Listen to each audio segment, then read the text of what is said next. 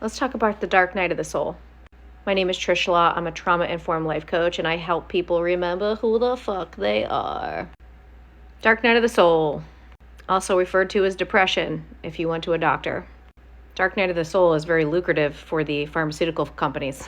But we'll save that for another post. Dark night of the soul is something every single human being goes through at least 3 to 7 times in a life. At least, sometimes more. Sometimes you have a few big ones. But what is it really? And what does it feel like? And what does it mean? And how do we navigate it?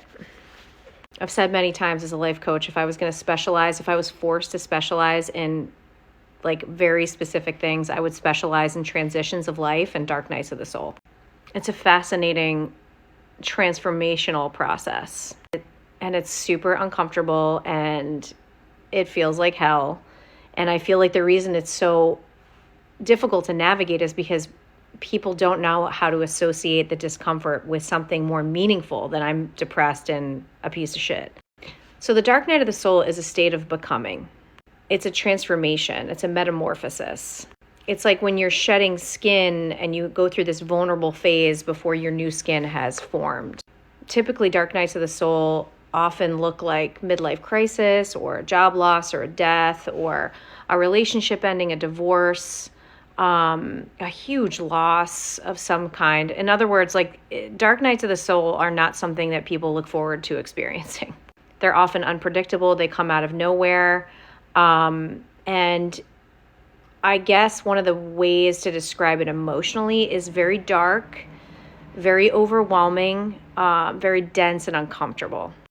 So this blanket statement of depression is something I think we can all relate to when we emotionally take a biopsy of what it feels like to be in the dark night of the soul. And sometimes it feels like you're dying. And it's because parts of you are trying to die, because parts of you have to die in order for you to move closer to who you're becoming. You can't go through the dark night of the soul in the cheap seats. There's no easy way through it.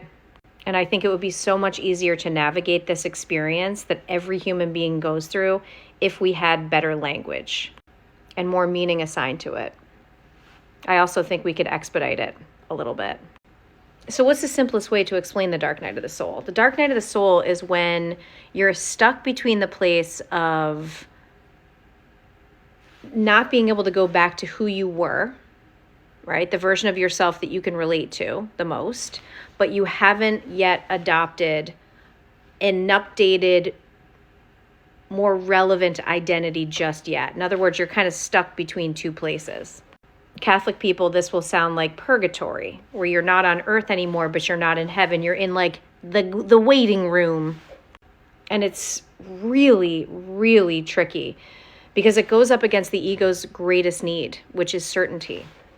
So the ego is constantly trying to push us back into the version of ourselves that we are most familiar with, because that's all the ego knows. The ego needs certainty. And this is why talking your way through the dark night, thinking your way through the dark night, or trying to go back to what worked previously never seems to reconcile.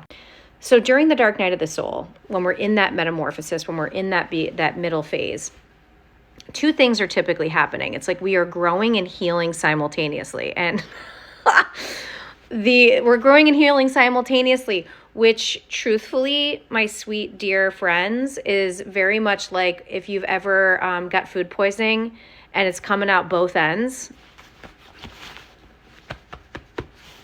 Yeah, it's kind of energetically like that. So let me explain that, which will help you understand why the dark night is so fucking uncomfortable, because it's not just one thing. It's two things happening at once. Aren't you glad you had that analogy? Thanks for coming to my TED Talk.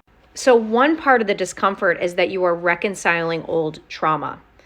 You cannot think your way through trauma. You have to feel your way through trauma. So I'll explain it to you the way I experienced one of my big ones.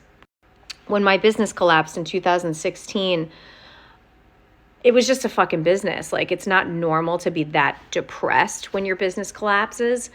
But I was reconciling trauma that I had buried for the better part of 35 to 40 years. In other words, all the shit I had never fully dealt with. And P.S., this is after copious amounts of therapy because you can't talk your way through fucking trauma.